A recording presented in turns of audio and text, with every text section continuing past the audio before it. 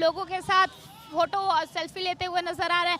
काफिले का उन्हें बिल्कुल भी भले जाम लग जाए, लेकिन बिल्कुल। पप्पू यादव जी अपने अंदाज के लिए जाने जाते हैं। बिल्कुल, और ये तस्वीरें देखिए उनकी गाड़ी है और लोग बड़ा बेताब हो रहे हैं, हर कोई उनसे मिलना चाह रहा है। और राहुल गांधी आगे सेम प्रोसेस करते हुए नजर आ रहे हैं, वो भी आम जनता से मिलते हुए नजर आ रहे हैं। और यहाँ पर पप्पू यादव ऐसे ये भीड़ देखिए आ रहा है, ये चौक चौराहे की भीड़ है, स्कूलों की भीड़ है। स्कूल से ये अंगद ये तस्वीरें दिखाई है, स्कूल से बच्चे आए हुए हैं, यहाँ पर खड़े हैं और हर कोई राहुल गांधी और पप्पू यादव जैसे दिग्गज नेताओं का एक दीदार करना चाहते हैं और उनसे मिलना चाहते हैं। तो लगातार जो जनता है वो अपना उत्साह बना रही है, अपना प्यार राहुल गांधी और तेजस्वी यादव पर लुटाते हुए नजर आ रही है। और आज तेजस्वी यादव इस काफिले में अपराजिता नहीं नजर आए, सिर्फ राहुल गांधी और मुकेश सैनी ही जिप्सी में नजर आए, दूसरे काफिले में पप्पू यादव नजर आए, लेकिन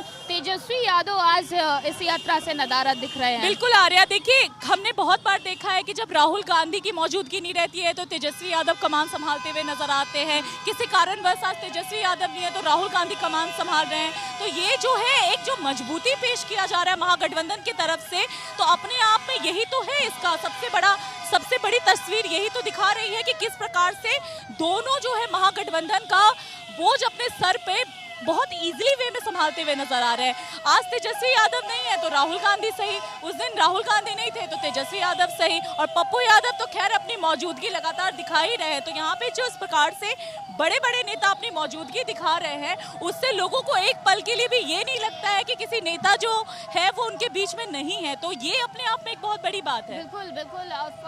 प्राजिता, आगे प्रियंका गांधी का भी रोड शो होने वाला है, शायद तेजस्वी यादव की मौजूदगी वहाँ पे हो, और एमके स्टालिन भी इस यात्रा को आगे ज्वाइन करने वाले हैं। आर्या, आपने एक चीज नोटिस किया, स्टालिन का इस यात्रा में शामिल होना बिहार वासियों के लिए एक बहुत बड़ी सौगात हो सकती है। क्यों? क्योंकि तमिलनाडु की बात है और तमिलनाडु में किस प्रकार से बिहारियों के साथ व्यवहार किया जाता है वो किसी से छुपा हुआ नहीं है। हमने देखा था पहले भी मुद्दा तमिलनाडु से ही उठ के आया था, साउथ से ही उठ के आया था कि बिहारियों को भगाया जा रहा है वहां से मार के।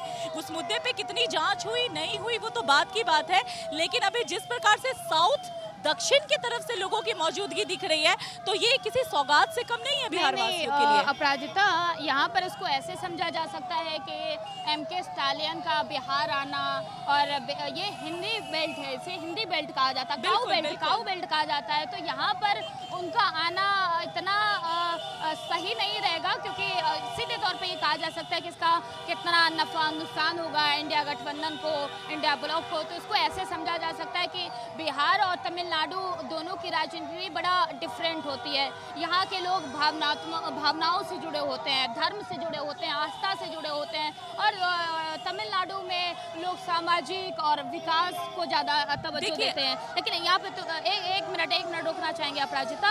और जब एमके स्टालिन को यहाँ पर उनकी पॉपुलरिटी इतनी नहीं है, शायद उनको लोग इतना नहीं जानते हैं, और जो लोग जानते भी हैं तो उनके नज़रों में उनकी इमेज उतनी अच्छी नहीं बनी है, सनातन विरोधी उनकी इमेज बनी हुई है। क्योंकि वो दौर याद कीजिए अपराजिता, सनातन धर्म की जब बात होती है तो साउथ की बात सबसे पहले आती है, क्योंकि दक्षिण भारत जो है अपने आप को सबसे बड़ा सनातनी मानता है और ये मानता है कि दक्षिण भारतीय जो है असली सनातनी है, बाकी जगह ढोंग हो रहा है, और वो इन लोगों को कंसीडर नहीं करता है सनातनियों में। और जिस प्रकार से बिहेव करता है, हालांकि बिहार में हमने लोगों को कहते हुए सुना है कि हमारा दिल बहुत बड़ा है, वसुदेव कुटुंबकम को हम फॉलो करते हैं, हमारे यहाँ अतिथि देवो भव होता है, हमारे यहाँ कोई भी आता है तो हम उसकी इज्जत सत्कार करते हैं, उसे भोजन देते हैं। लेकिन भाषाओं का जो यहाँ पर खेल चला है, चाहे वो महाराष्ट्र की बात करें या दक्षिण की बात करें, तो अपने अपने भाषाओं को प्रायोरिटी दी जा रही है और हिंदी भाषा को नेग्लेक्ट किया जा रहा है। तो आपने देखा होगा उसको लेकर के भी पूरे देश में एक अराजकता का माहौल बना हुआ है। हालांकि लोग ये भी सवाल करते हुए दिखे कि स्टालिन को तो इंग्लिश आती है, हिंदी आती नहीं है, वो कैसे लोगों के बीच जुड़ेंगे, ये अपने आप में एक बहुत बड़ी बात होगी। आर्या, अपराजिता, और कई सवाल सवाल खड़े हो रहे हैं। सवाल ये कि तमिलनाडु में हिंदी का विरोध होता रहा। डीएमके सीधे तौर पर हिंदी भाषा का विरोध करती हुई नजर आई जब अभी शिक्षा नीति लागू की गई थी। तो उन्होंने कहा था कि हम पर हिंदी थोपी जा रही है, यानी कि और उसके बाद वो तस्वीरें भी आई थी जब रेलवे स्टेशन पे जिन स्टेशनों पे हिंदी में नाम लिखा था तो उनके कार्यकर्ताओं ने काली पोत दी थी। तब स्टालिन की तरफ से एक बयान भी आया था अपराजिता कि आप अगर हम पर हिंदी थोपेंगे नहीं तो हम काली पोतेंगे नहीं। तो ये कहा जाता है कि त्रिभाषी बना हुआ है। और जो शिक्षा मंत्री हैं धर्मेंद्र प्रधान, उन्होंने सीधे तौर पर कहा था कि जो बजट सेंक्शन किया जाता है शिक्षा को लेकर वो हम नहीं करेंगे, क्योंकि हिंदी भाषा का विरोध किया जा रहा है। एक तरफ सनातन का विरोध, दूसरी तरफ हिंदी भाषा का विरोध। और बिहार के लोग तमिलनाडु में जाते हैं, याद है कि सन ऑफ बिहार जो एक टाइम में हुआ करते थे मनीष कश्यप, और उनके साथ जो हुआ लोगों के मायने में वो भी पहुंचा। तो इसके कई मायने निकाले जा सकते हैं और कभी कभी अपराजिता ऐसा भी होता है। अच्छा आर्या मैं आपको रोकना चाहूंगी, अभी जो भीड़ की मौजूदगी है इसमें आप एक नारा सुन रही होंगी। आज जय श्री राम के नारे बहुत ज्यादा लगाए जा रहे हैं। आज यहाँ पर कांग्रेस और महागठबंधन के नारे नहीं, जय श्री राम के नारे लगाए जा रहे हैं। तो आप लगातार देखेंगे कि स्टालिन के आने की वजह से यहाँ पर जो माहौल है वो कहीं ना कहीं पुराने वाली जो मैटर है उसको उछालते हुए नजर आ रहा है कि किस प्रकार से हिंदी भाषा को लेकर के देश में जब अराजकता का माहौल था और जब सारे लोग एकजुट होकर के ये कह रहे थे कि हिंदी को राष्ट्रीय भाषा घोषित कर दिया जाए, तो यहाँ से आपको विरोध की एक झलकियां पेश हुई होंगी साउथ से। चाहे महाराष्ट्र से ये बात की गई थी कि हिंदी भाषा राष्ट्रीय भाषा नहीं है, हर किसी को अधिकार है, क्योंकि इंडिया जो है वो डाइवर्सिफाइड कंट्री है, यहाँ पे भिन्न भिन्न प्रकार के लोग रहते हैं, भिन्न भिन्न प्रकार की भाषाएं बोली जाती हैं। अपराजिता, लेकिन भाषा का मुद्दा हो और या सनातन का मुद्दा हो, विरोध का मुद्दा हो, लेकिन उससे ज़्यादा दिलचस्प ये है कि यात्रा में आम जनता का जमावड़ा काफ़ी देखा जा रहा है। दोनों तरफ आप देखिए बस्ती है, दोनों तरफ बड़ा सकरा रास्ता है, दोनों तरफ बस्ती है। लोग, महिलाएं, जो बेटियां हैं वो कोई ऊपर से झांक रहा है, कोई नीचे खड़ा है और हर कोई इस यात्रा में अपने दुकानों से, छतों से आप देख सकते हैं माहौल जो है, जो लगाव है लोगों का वो बड़ा बना हुआ है। आम यहाँ पे किसी उत्सव से कम नहीं लग रहा है। और देखिए ना, ये देखिए ना, तस्वीरें देखिए ना कि कितना जमावड़ा देखा जा रहा है। लोग दीदार करने के लिए खड़े हैं राहुल गांधी और पप्पू यादव जैसे बड़े नेताओं का, और वो लोग भी हालांकि पप्पू यादव जो है इस मौके का बहुत अच्छे से फायदा उठा रहे हैं। आ रहा है ये आप देखिए, भले वो काफिला राहुल गांधी का आगे बढ़ जा रहा है, लेकिन पप्पू यादव रोक रोक के अपने अंदाज में लोगों से मिल रहे हैं। इमोशनल कनेक्शन बड़ा मायने रखता है, लोगों से भावनात्मक तरीके से कैसा जुड़ा जाए, ये बखूबी अब इंडिया ब्लॉक के नेताओं को समझ आ गया, जिनमें से एक है पप्पू यादव और राहुल गांधी। आपने देखा होगा अभी अपराजिता जब ये काफिला निकल रहा था तो राहुल गांधी लोगों से मिलते हुए नजर आए और उन्होंने किसी एक पत्रकार को ये भी बोला कि बाइट देते हैं, आइए आइए। अच्छा, आपने राहुल गांधी का स्टाइल नोटिस किया? बिहारी स्टाइल में एक लाल रंग का गमछा उन्होंने अपने कंधे पे रखा हुआ था।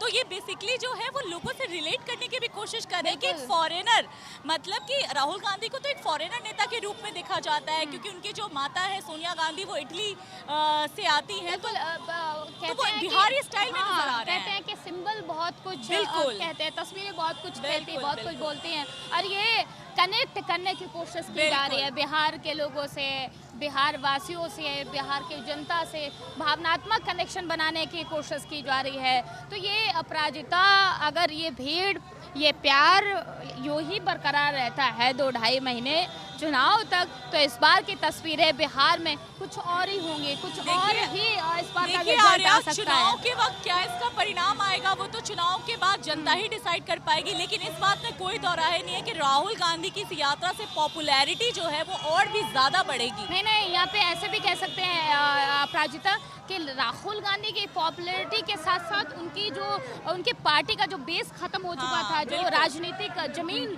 ढीली पड़ गई थी, जो खत्म हो रही थी, जो उनके वोटर थे, कोर वोटर, वो छिटक रहे थे, वो जरूर जुड़ेंगे, वो मजबूत होती हुई नजर आएंगे इस यात्रा से। और आज 11वां दिन है यात्रा का, और भीड़ देखिए, आम जनता का लगाव देखिए, प्यार देखिए, कैसे लोग लगातार इस यात्रा में जुड़ते जा रहे हैं। जैसे जैसे ये यात्रा अपनी मंजिल की ओर बढ़ रही है, वैसे वैसे लोग और भी ज्यादा हालांकि आपने एक चीज नोटिस किया, तीसरा चरण जो है वो बहुत ज्यादा प्रभावशाली दिख रहा है। जब से प्रियंका गांधी की मौजूदगी दिखी है तब उससे लोगों के अंदर एक अलग उत्साह भी दिख रहा है, इस बात में कोई दोराहे नहीं। और लगातार बड़े बड़े चेहरे जुड़ रहे हैं महागठबंधन से। लगातार हम देख रहे हैं कि कितने बड़े बड़े नेता को बुलाया जा रहा है। कहते हैं कि जब आप किसी पार्टी के साथ जुड़ते हो तो आपको पार्टी के साथ चलना पड़ता ही पड़ता है। तो वही चीजें, वही तस्वीरें आज हमारे सामने पेश हो रही हैं कि किस प्रकार से बिहार की धरती पे वो तमाम नेता पहुंच गए हैं 2025 के चुनाव के लिए वोट अधिकार यात्रा में, जो कभी बिहार की धरती पे नजर तक नहीं आए थे। बिल्कुल, और ये प्राजिता राजनीतिक प्रयोग भी हो सकता है। बिल्कुल, क्योंकि लगातार बिहार चुनाव से पहले बिहार की जनता के अधिकार की बात करना, ये यात्रा, अगर आप वोट चोरी का आरोप लगा रहे थे तो ये यात्रा कहीं भी निकाली जा सकती थी। जब संसद में, सदन में हंगामा किया गया, वहाँ बात उठाई गई, तो ये यात्रा कहीं भी निकाली जा सकती। लेकिन उसके बाद बिहार को चुना गया। बिहार को इसलिए चुना गया क्योंकि बिहार में विधानसभा चुनाव, जनता तक बातें पहुँचाने की कोशिश, तो इसे एक तरीके से सियासी प्रयोग माना जा सकता है। अपराजिता, अगर मैं गलत नहीं हूँ। बिल्कुल आर्या, देखिए बिहार जो है वो क्रांतिकारियों की धरती रही है, इस बात में कोई दोराहे नहीं है। और कोई भी बड़ा मुद्दा अगर आप देश में उठाते हो तो बिहार की धरती से अच्छा कोई ऑप्शन हो ही नहीं सकता। और उसमें भी सोने पे सुहागा कि बिहार में चुनाव होने जा रहा है और SIR की प्रक्रिया जो है यहीं से शुरू हुई।